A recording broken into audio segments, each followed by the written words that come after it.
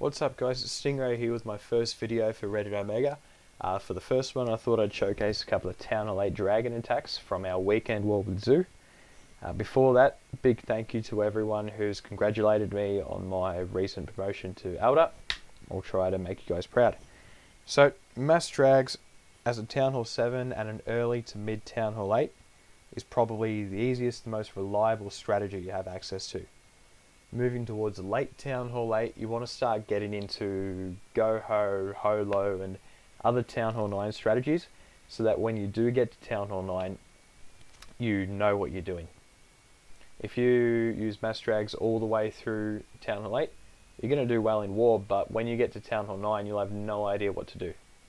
So, heading towards late Town Hall 8, start learning more complicated strategies. Early to mid Town Hall 8, drags is generally the way to go. So the biggest problem other people have with mass drags is they can't control where their dragons go. People say a dragon AI is stupid, it just goes anywhere. Dragon AI is actually very simple. Dragons will attack the nearest building to them and that's it. So if you go up to a war base and you drop all your dragons in the one spot, of course they're going to go anywhere. If you strategically place them, put them where you want them to go, it's much simpler. So for this base, if you want your dragons to get to the core faster, drop one drag on that armor camp, one drag on that armor camp. Dragons will run around the outside there and drop the rest of them and they'll go straight in. It's not that complicated. So Matt attacked this base and did a very, very good job. You'll notice he only has level 2 dragons. You'll notice he only has 8 of them. He's dropped 2 in so that he can pick up 8 level 2 hogs. Again, only level 2, but Matt's a very fresh Town Hall 8. Let's watch and see how he goes. So, he's not going to try pathing them, but he does place them in a line, so that's a good start. Placing them in a line means DPS is more spread out, and it means if wizards come out of the clan castle, they're not all going to die.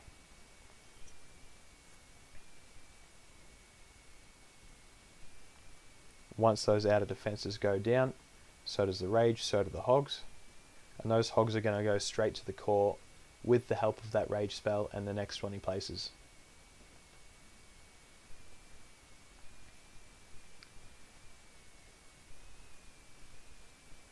So the rage and the heal are keeping the dragons going in on the core while the hogs go around and take out the air defences. Once those air defences are down, right now, the raid's already over. No air defences. About 2 minutes 20 seconds left on the clock, and Matt has 6 dragons left. So from now, all he has to do is sit back and wait. It's a very, very good raid.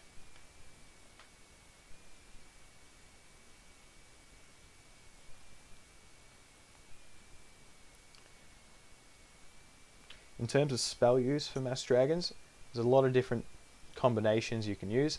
3 rages is probably the most common and it does work, but when you have all 3 air defenses in the core there, bringing that heal is a very good idea just to keep those dragons alive a little bit longer.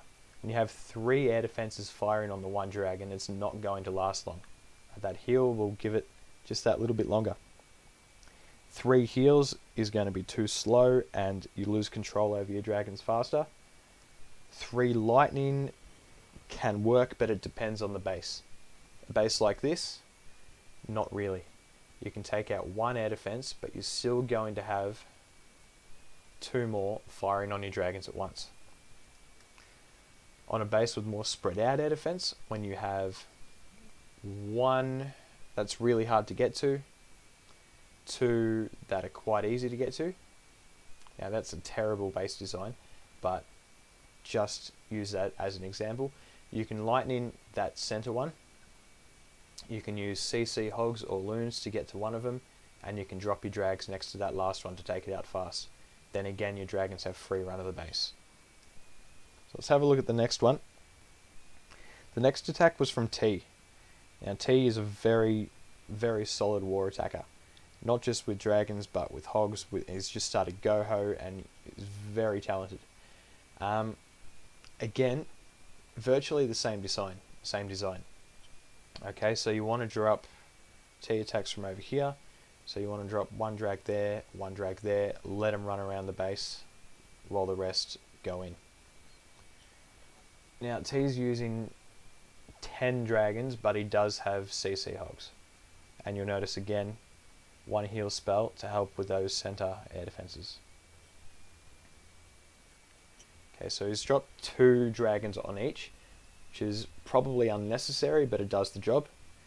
See, these north dragons are going that way, so he drops his Barbkin to make sure the dragons go to the core. Once those outer defenses go down, hogs go down to get to the core. Pay close attention to this spell placement. There, okay. So the first rage gets the dragons and the hogs to the core. The heal is covering everything, and the final rage is getting the hogs around the core to take out those air defenses fast. It's perfect spell placement. See, in a matter of seconds, that core is down, and all the drags have to do now is play it out. There you go. 7 dragons left, and over 2 minutes left on the clock.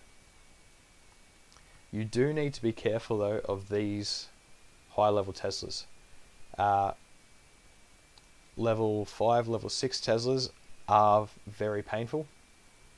They can do a lot of damage. So you just need to be careful, make sure they go down fast. You'll see later on that almost costs T the raid, but he just gets it.